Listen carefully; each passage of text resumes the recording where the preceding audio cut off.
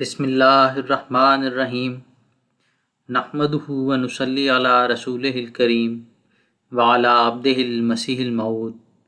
ملفوظات حضرت مسیح موعود علیہ الصلاۃ والسلام۔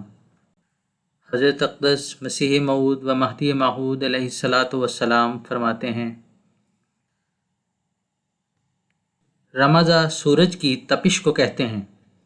رمضان میں چونکہ انسان اکل و شرب اور تمام جسمانی لذتوں پر صبر کرتا ہے، دوسرے اللہ تعالیٰ کے احکام کے لیے ایک حرارت اور جوش پیدا کرتا ہے، روحانی اور جسمانی حرارت اور تپش مل کر رمضان ہوا۔ اہل لغت جو کہتے ہیں کہ گرمی کے مہینے میں آیا اس لیے رمضان کہلایا، میرے نزدیک یہ صحیح نہیں ہے، کیونکہ عرب کے لیے یہ خصوصیت نہیں ہو سکتی۔ روحانی رمز سے مراد روحانی ذوق و شوق اور حرارت دینی ہوتی ہے۔ رمضان اس حرارت کو بھی کہتے ہیں جس سے پتھر وغیرہ گرم ہو جاتے ہیں۔ 29 جنوری 1898 فرمایا، انسان کی روحانی طاقتوں پر اس کے معبود کا بڑا اثر پڑتا ہے۔ دیکھو، اگر کوئی ہندو آ جاوے تو دور ہی سے اس سے غفلت کی بو آتی ہے۔ کیوں؟ اس لیے کہ ان کا خود ساختہ معبود بھی تو ایسا ہی غافل ہے کہ جب تک ایک انگریز کے کھانے کی گھنٹی کی طرح گھنٹی نہ بجے وہ بیدار ہی نہیں ہوتا۔ یہی وجہ ہے کہ روحانی زندگی سے جو معرفت اور شفا حاصل ہوتی ہے اس سے یہ لوگ محروم رہتے ہیں، ورنہ جسمانی طور پر تو بڑے متمول اور آسودہ حال ہوتے ہیں۔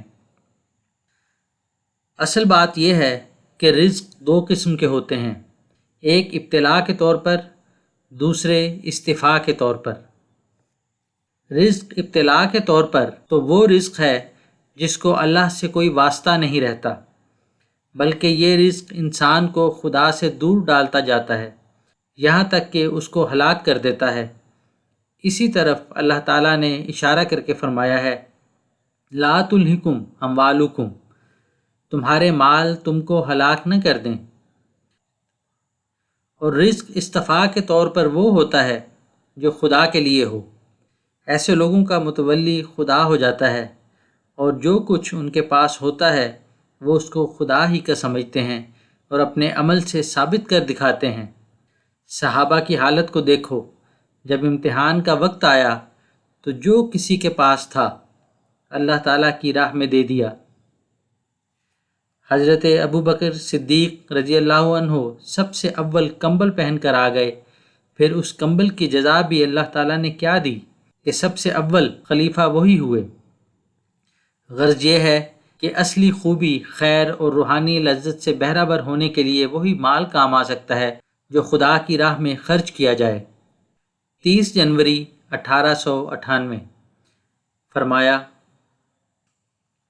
دنیا اور دنیا کی خوشیوں کی حقیقت لہو و لعب سے زیادہ نہیں، یا تو وہ عارضی اور چند روزہ ہیں اور ایسی ہی ہیں، اور ان خوشیوں کا نتیجہ یہ ہوتا ہے کہ انسان خدا سے دور جا پڑتا ہے۔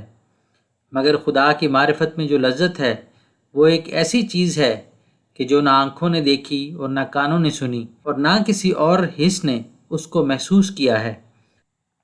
وہ ایک چیر کر نکل جانے والی چیز ہے، ہر آن ایک نئی راحت اس سے پیدا ہوتی ہے جو پہلے نہیں دیکھی ہوتی۔ خدا تعالیٰ کے ساتھ انسان کا ایک خاص تعلق ہے۔ اہل عرفان لوگوں نے بشریت اور ربوبیت کے جوڑے پر بہت لطیف بحثیں کی ہیں۔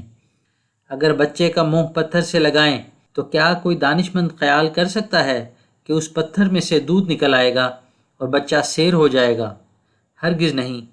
اسی طرح پر جب تک انسان خدا تعالیٰ کے آستانے پر نہیں گرتا، اس کی روح ہمہ نیستی ہو کر ربوبیت سے تعلق پیدا نہیں کرتی اور نہیں کر سکتی جب تک کہ وہ عدم یا مشابہ بالعدم نہ ہو، کیونکہ ربوبیت اسی کو چاہتی ہے۔